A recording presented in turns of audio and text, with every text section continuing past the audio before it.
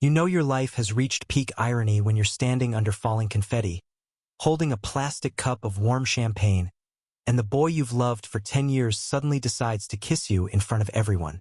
And worse, he wasn't even drunk enough to blame it on the alcohol. The music was deafening, the kind of bass that made your ribs rattle, but in that instant everything went silent. My body froze, my lips still tingling from the soft, sudden pressure of his. I didn't even realize my fingers had clenched the cup so tightly that champagne spilled onto my shoes. His name is Ryan, and Ryan had been the center of my universe since we were teenagers. I didn't mean for it to happen. I didn't plan on keeping this secret so long it became part of my identity, part of my bones. But there it was, 10 years of watching him laugh with girls he'd date for 3 months at a time, 10 years of being the safe best friend, the one he trusted enough to cry to call at 2 a.m., to drag on late-night drives when his world felt too small. 10 years of burying what I felt so deep that I almost convinced myself it wasn't there. Until tonight, I wiped my shoes on the carpet as people cheered, not even realizing the kiss had been that public.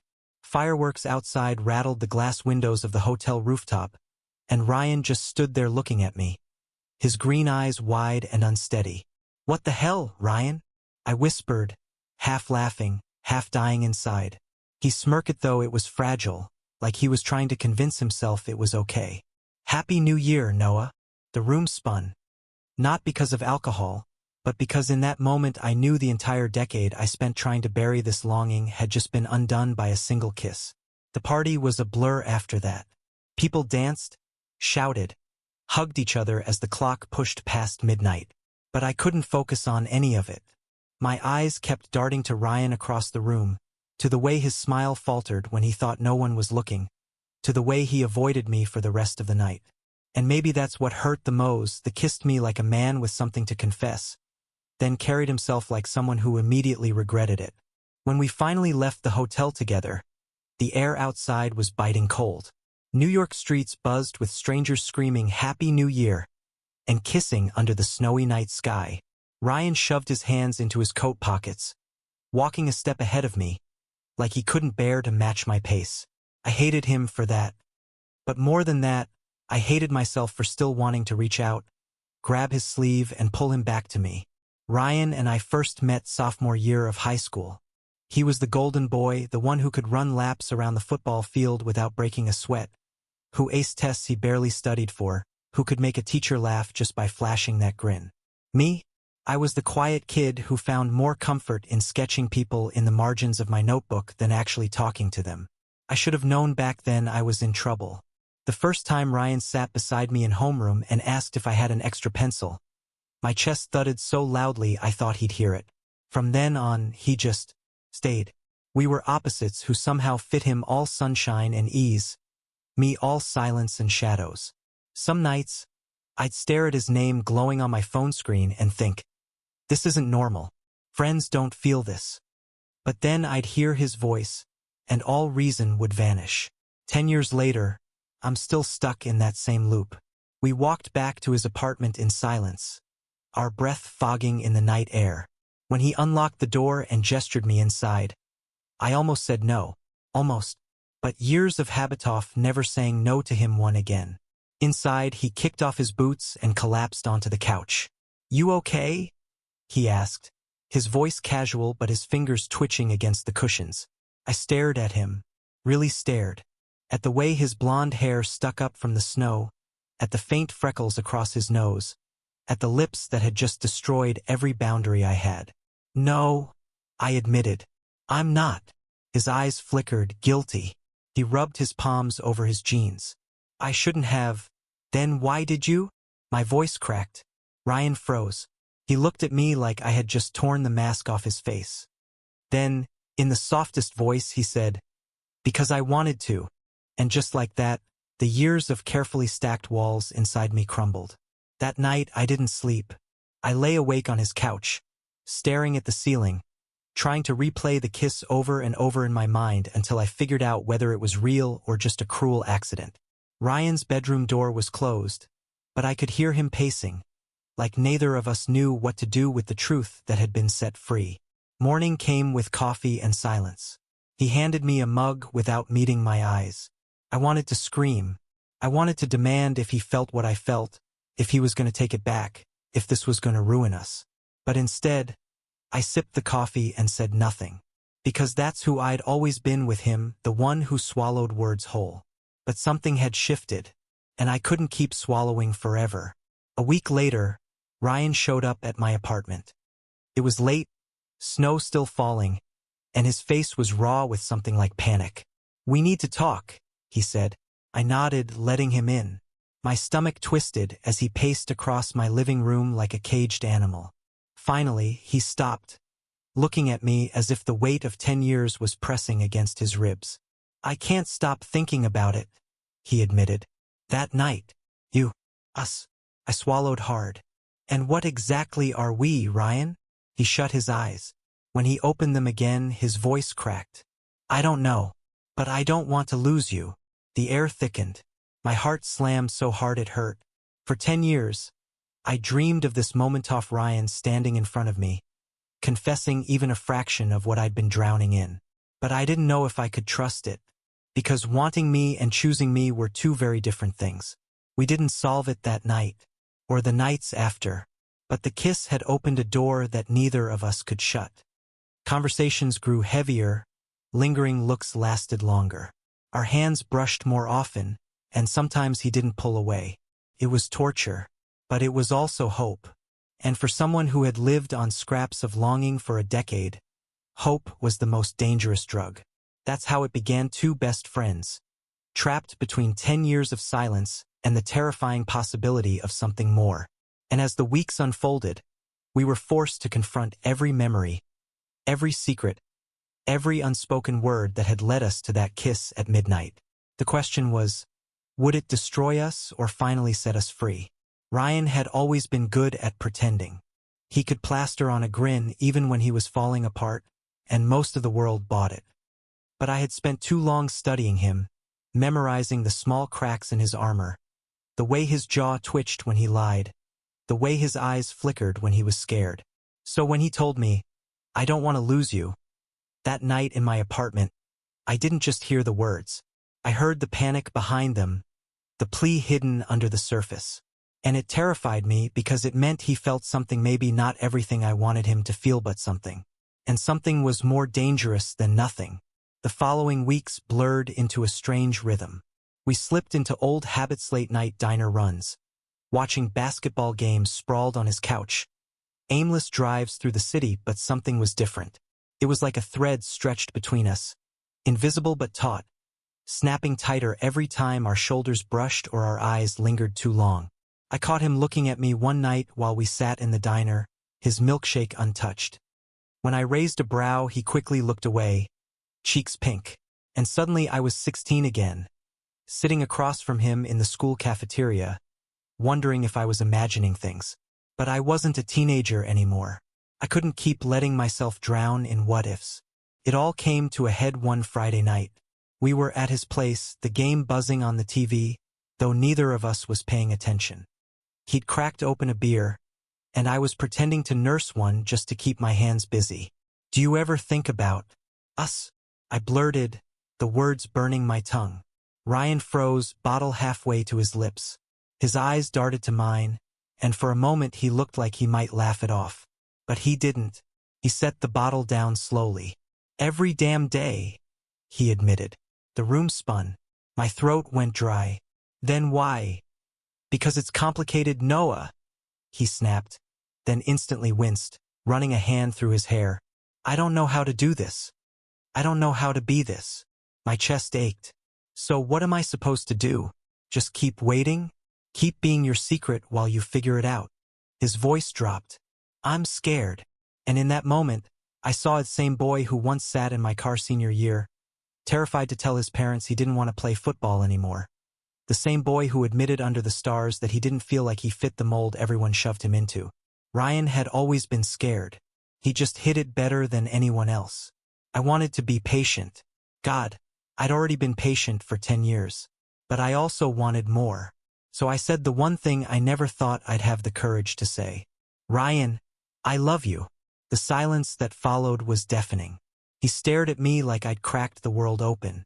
My pulse thudded in my ears, and I almost wished I could swallow the words back down, bury them where they'd lived for a decade. Then his lips parted. Noah. He looked wrecked, torn. His eyes glassy, his breath uneven. He didn't say it back, but he didn't run either. Instead, he crossed the room, sat beside me, and gripped my hand like it was the only thing tethering him to earth. I don't deserve that, he whispered. I squeezed his hand tighter. That's not your decision to make. And for the first time, I saw hope flicker in his eyes. Fragile, messy, real. Still, hope doesn't erase fear. And Ryan's fear was a shadow that clung to us everywhere we went. The first time he kissed me again, really kissed me, slow and deliberate. When the TV light flickered across our face, it felt like fire.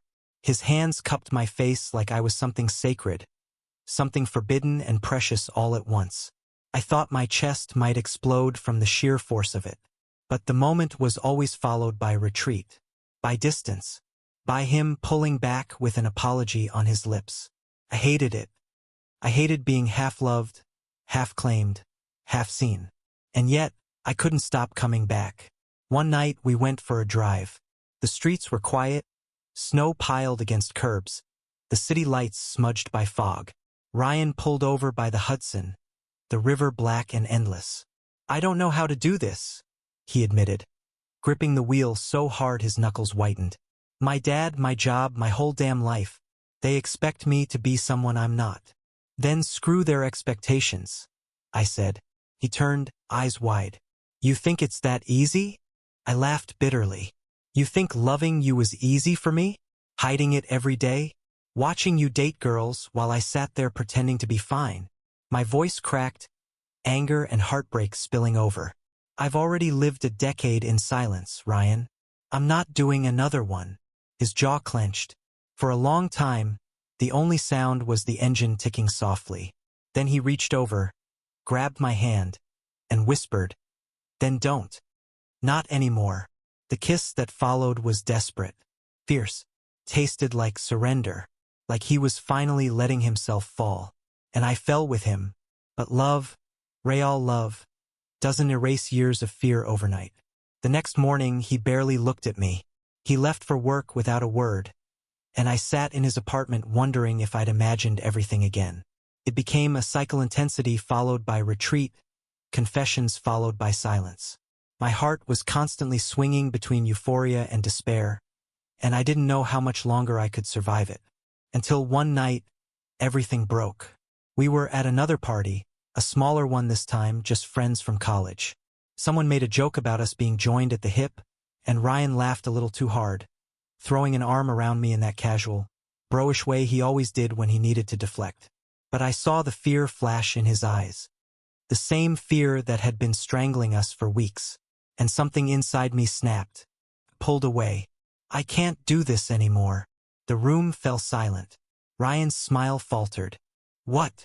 I swallowed hard, my voice shaking. I can't keep being your half-secret, half-mistake. Either you choose this, choose me, or you let me go. He looked gutted. His mouth opened, closed, then opened again. But no words came. So I left. The days that followed were the hardest of my life. I ignored his calls, his texts, his knocks on my door. I threw myself into work, into anything that could distract me from the ache in my chest. But nothing helped. Because the truth was, Ryan wasn't just my best friend. He was my home. And walking away felt like ripping my heart out of my body. But I had to. I had to save myself. Or at least, that's what I told myself every night as I cried into my pillow. Took him 2 weeks to break. 2 weeks of silence before he showed up outside my apartment again. Snow dusting his hair, his eyes red-rimmed like he hadn't slept. "Noah," he said, voice raw. "Please, just let me in." Against my better judgment, I did. He stood in my living room, pacing like a man on trial. Then he stopped, met my eyes, and blurted, "I can't lose you. Not again. Not ever." I wanted to scream at him, to tell him he already had, that he'd been losing me inch by inch every time he chose fear over me. But I stayed silent, waiting. His hands trembled as he shoved them through his hair. I've been an idiot. I've been so scared of what everyone else would think that I didn't even ask myself what I wanted. But I know now. I want you. Just you. Tears blurred my vision. My chest ached so badly I thought it might split. Ryan. He stepped closer, desperate. I don't know how to be perfect at this. I'll mess up. I'll get scared. But I'll fight for it. I'll fight for you. And God help me, I believed him. Because for the first time, the fear in his eyes wasn't bigger than the love. That night, when he kissed me again, it wasn't hesitant. It wasn't half-claimed. It was full, unguarded. A promise carved into skin and breath and heartbeat. For the first time in 10 years, I let myself believe it. I let myself hope. The morning after Ryan finally said he wanted me, everything felt different. Not perfect, just different. His apartment smelled of coffee and burnt toast. His shirt was still draped across my chair, and his arm brushed mine when we sat at the counter eating quietly. But there was no apology this time. No retreat. Just a quiet kind of steadiness in the way he slid his mug closer to mine. Like even that small act was a declaration. Still, I couldn't shake the voice in my head whispering, "Is this real? Is it safe to believe in it?" Ryan must have felt the same storm brewing, because he cleared his throat and said, "I want to tell people." I froze, toast halfway to my mouth. "What?" He shifted in his seat, eyes darting. "Not everyone. Not yet. But I don't want to keep this between us anymore. I don't want you to think you're some secret I'm ashamed of." My chest tightened. "Ryan." He looked at me then, really looked, and the weight of 10 years was there in his eyes. "I've hidden parts of myself for so long I don't even know who I'd be without the lies. But I know one thing, I don't want to lose you because I was too scared to stand in the light." The words nearly undid me. The first person he told was his sister, Emily. We drove to her townhouse on a Sunday afternoon, and I swear Ryan's hands shook so badly on the steering wheel I thought he might turn the car around 3 times before we even got there. Emily greeted us at the door with her usual bright smile, pulling Ryan into a hug and then turning to hug me too, because that was Emily always including me like family. We sat in her living room, sunlight spilling through the windows, and Ryan cleared his throat. I need to tell you something." She tilted her head, concern flickering. "What's wrong?" He glanced at me, and I nodded, giving him silent permission. Ryan inhaled sharply. "Noah and we're together. Like actually together." For a heartbeat, silence. Then Emily blinked, looked between us, and let out a laugh that was half relief, half disbelief. "Finally." Ryan's jaw dropped. "Finally." She rolled her eyes, smiling. "Ryan, I've known since high school. You think I didn't see the way you looked at him? I was just waiting for you to catch up." Heat flooded my cheeks, but I laughed too, the tension unraveling from Ryan's shoulders. Emily hugged us both, whispering, "I'm so happy for you." When we left her house, Ryan exhaled like he'd been holding his breath for a decade. "That wasn't so bad," he said, a shaky smile tugging his lips. I squeezed his hand. "One down." But not everyone would be Emily. Telling his parents was different. Ryan's father was a retired cop, a man of rigid lines and old-school expectations. His mother was gentler, but she echoed his father's worldview more often than not. Ryan had spent his life trying to live up to their image of the perfect son, the athlete, the ladies' man, the success story. So when we sat in their living room one evening, my heart hammered so loudly I thought it would drown out Ryan's words. "Mom, Dad," Ryan said, his voice steady but tight, "I'm with Noah. We're together." His mother blinked, confusion clouding her features. His father's face went blank, then hardened like stone. "You mean, as friends?" his mother asked hesitantly. Ryan swallowed. "No, as more than friends." The silence that followed was brutal. His father's jaw clenched. "Ryan, this isn't funny." "It's not a joke," Ryan said firmly. The tension snapped like a live wire. His father's voice rose, sharp and cutting, words I dreaded hearing spilling into the air. "Disappointment, choice, not what we raised you to be." I wanted to leave, I wanted to protect Ryan from the storm that was his father's anger. But Ryan didn't flinch. He stood his ground, his hand brushing mine on the couch, a silent reminder that I wasn't alone in this either. Finally, his mother whispered, "Ryan, please, think about what you're doing." "I have," he said softly, "for 10 years, and I've never been more sure of anything in my life."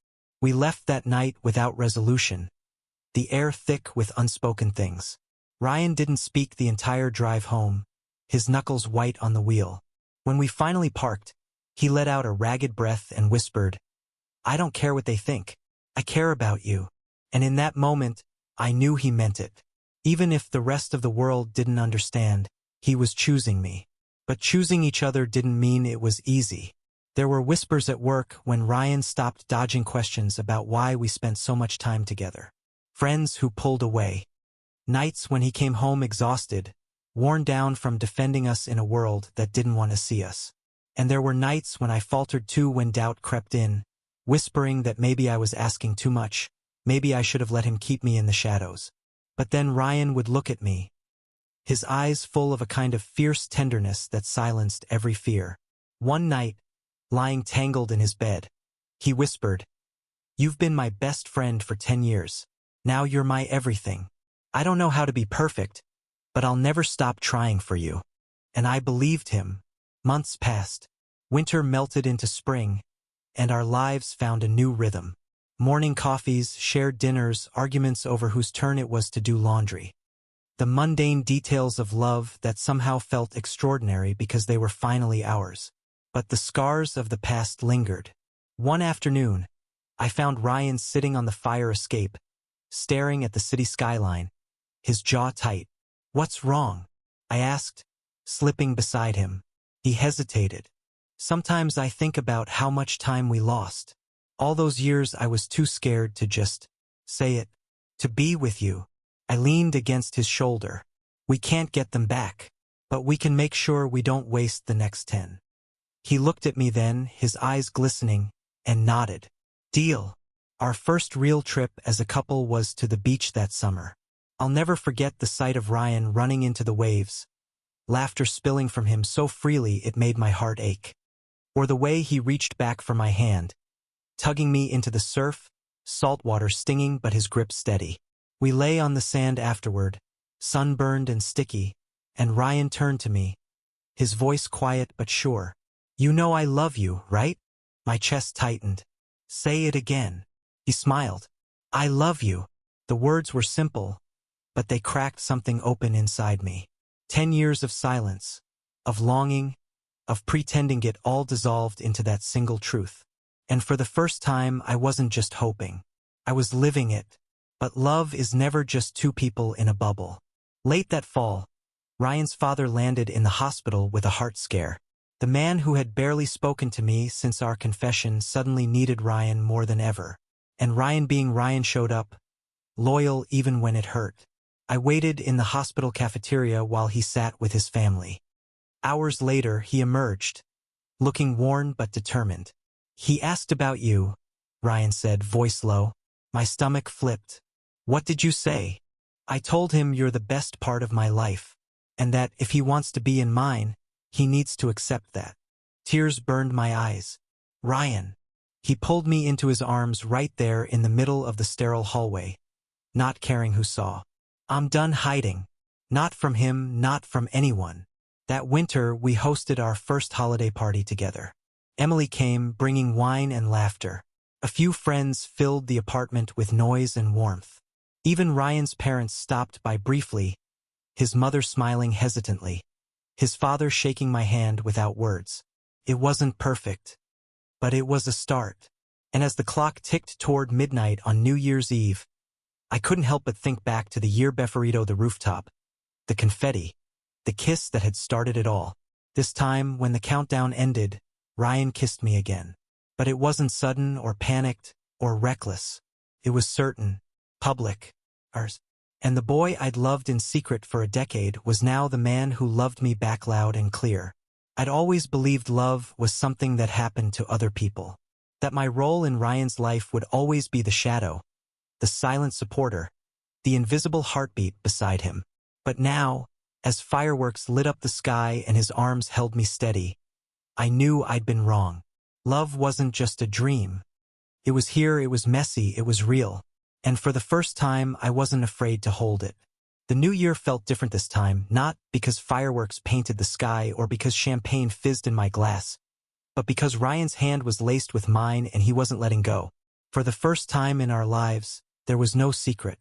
No hidden glances across crowded rooms. No pretending we were only friends. Just us standing in the open, choosing each other. But love, I learned, wasn't just about a single night or a grand confession. Love was about the mornings after, the arguments, the compromises, the slow, steady act of showing up, again and again. The months that followed tested us. Ryan's father softened, but not overnight. There were dinners where the silence was heavy, where I felt like an intruder in their home. But there were also small victories. His father asking about my job, his mother sending leftovers home with us, Emily cracking jokes until the tension broke. Every little step forward mattered. At work, people whispered, some with curiosity, some with judgment. Ryan faced it with his usual bravado, but I knew it weighed on him. At night, when the apartment was quiet, he'd collapse on the couch and rest his head in my lap, sighing like the world was too heavy. "You okay?" I'd ask, running my fingers through his hair. "Yeah," he'd whisper. "As long as you're here." And that was how we survived one day at a time, holding each other up when the world tried to push us down. One evening, nearly a year after that first kiss, Ryan took me back to the rooftop of the hotel where it all began. The city stretched out below us, lights twinkling like 1,000 secrets. Snow flurried in the wind, settling on his hair. "You know what I realized?" he said, pulling his coat tighter. "What's that?" "That I wasted too much time being scared. And I don't want to waste another second." My chest tightened. "Ryan," before I could finish, he dropped to one knee. I froze, breath catching. He pulled a small velvet box from his pocket, his hands trembling but his eyes steady. "Noah, I've loved you longer than I'll ever admit, and I've been a coward longer than I care to remember. But if you'll let me, I want to spend the rest of my life proving that I'm not anymore. Will you marry me?" The world blurred. Tears stung my eyes, and all I could do was laugh through the sobs that broke free. "Yes, God, yes." He slid the ring onto my finger, stood, and kissed me like the city itself was watching, and for once, neither of us cared. Planning a wedding wasn't something either of us had dreamed about as kids. I never pictured tuxedo fittings or flower arrangements. Ryan certainly never thought he'd be the one standing at an altar with me waiting at the other end. But the process became less about tradition and more about us. Emily helped pick the venue. My mom cried when I told her. Ryan's father sat stiffly at first but eventually agreed to walk in with his son. The night before the wedding, Ryan found me sitting alone on the porch of our rented cabin, nerves buzzing in my chest. "Cold feet?" he teased, wrapping a blanket around my shoulders. "Terrified," I admitted. He chuckled, pressing a kiss to my temple. "Me too." Then softer, "But terrified doesn't mean wrong."